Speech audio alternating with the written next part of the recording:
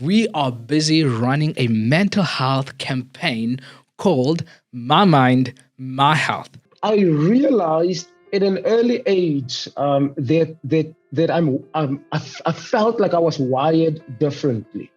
I felt like I was sad quite more often than the average young person in the area that I grew up, because I grew up in a tough area where you expect it to be hard, especially when you grow up without a father. There's a certain expectation for you as a young boy to be tough, to be a man.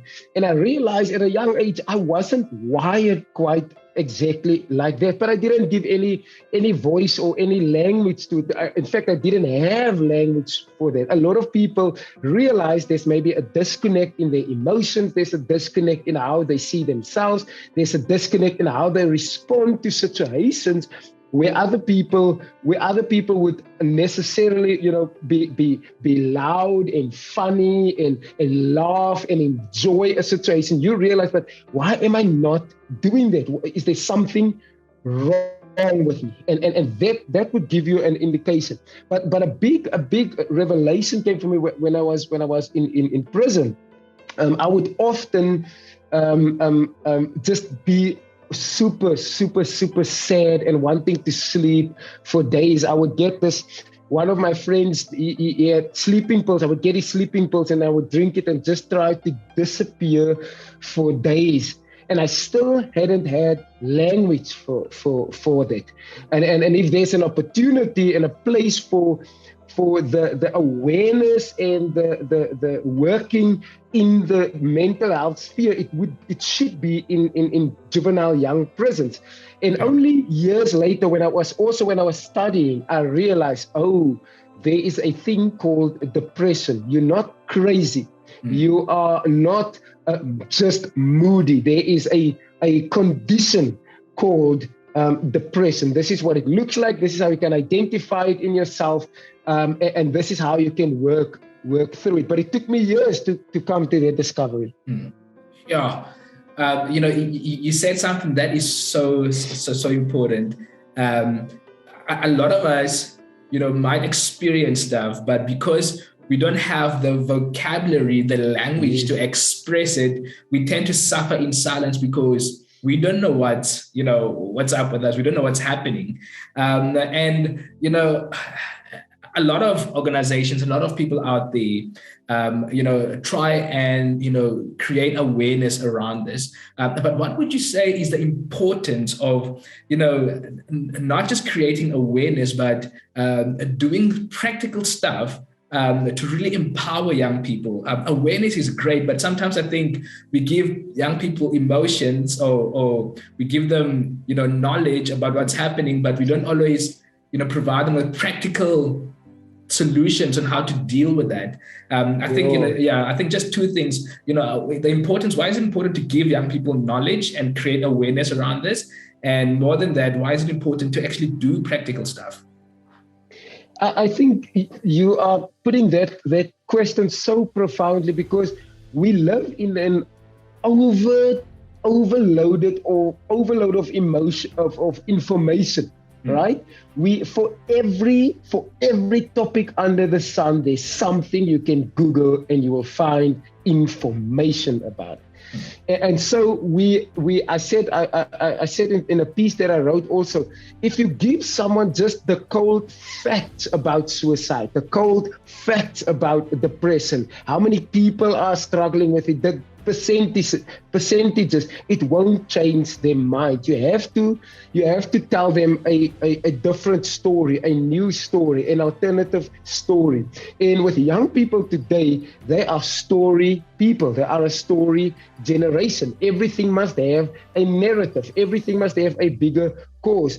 And so when we want to talk practical about how do we deal with mental health in young people, or just people in general, when we talk practically, we have to give them a name, a person, that celebrity, that person that you idolize. They've also gone through a dark period, and yet they've used their gifts to serve you on your dark nights. They've served you with their talents. They've won multiple awards with the cloud of depression. So on the practical stuff, point them to someone that they know or that they idolize or that they look up to say that person is living with the depression. And then you have to, especially in schools and in churches, create a space, a safe space.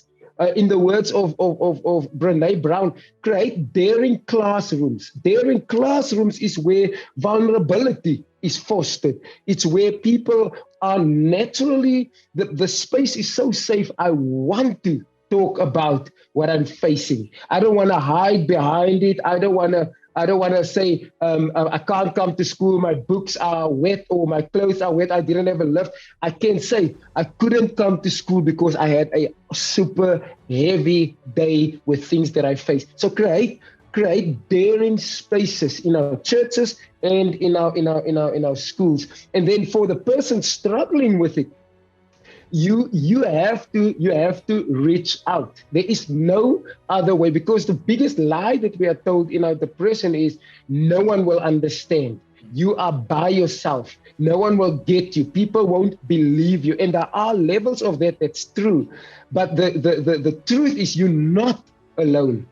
More often than not, there is someone that is willing to listen if you are willing to reach out. Yeah, that is so good. A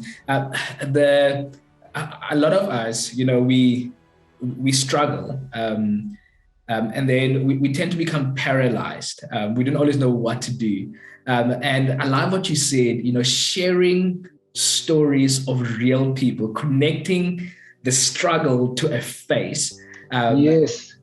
And we live in a world where people value authenticity because there's so much fake things out there. They value real life stories of real people who fought the battle and are busy overcoming and are busy continue fighting that battle, and just hearing this is how I overcame, this is what I have done, and I would love to hear from you, Ivor. When you eventually gave a name to what you were experiencing while you were in prison. What was some of the stuff that you did to try and deal and help yourself with your mental well-being, to try and improve your own mental well-being? Yeah, there's three things, but the two things that I specifically remember the most is I started writing. I started writing my emotions, because sometimes when you don't find someone to talk to, you still need to get the heaviness, you need to get it out. Otherwise, it will smother you. And so I started writing. Even as far back as in prison, I still have my old journal from prison that I wrote poems and songs and things in. And so I started writing. That's one way of saying, there's a soul level heaviness. Why are you so downcast, my soul? There's a soul level heaviness, and I had to get it out. And writing gave me, it was cathartic. It calmed me. And then listening to music was, for me, to this day, it is a game changer, because I love words. I love the lyrics. I love the emotion behind a song. And the music gave me the feeling that you are not alone, Ivor. There's someone who is singing something about what you are feeling. You are not alone. In this vastness of 7 billion people, you are not the only one that's feeling like this. And then the third thing for me on a practical level was just I started to do running. In running without my phone, without anything, just me on the road or in the bush with trail running. I just ran just to get the heaviness out of me, to be by myself with a monotonous task as simple as one foot in front of the other. Because it also gives me a thing of I can only focus on now. Someone said to me when I spoke to them about anxiety and depression, and he said, It's all in your head. I said that's literally the definition of anxiety. It is something that it's always worse in your head, but because it's worse in my head doesn't invalidate what I'm feeling. And so when you do something as simple as one foot in front of the other, it makes you focus on just what is in front of you right now.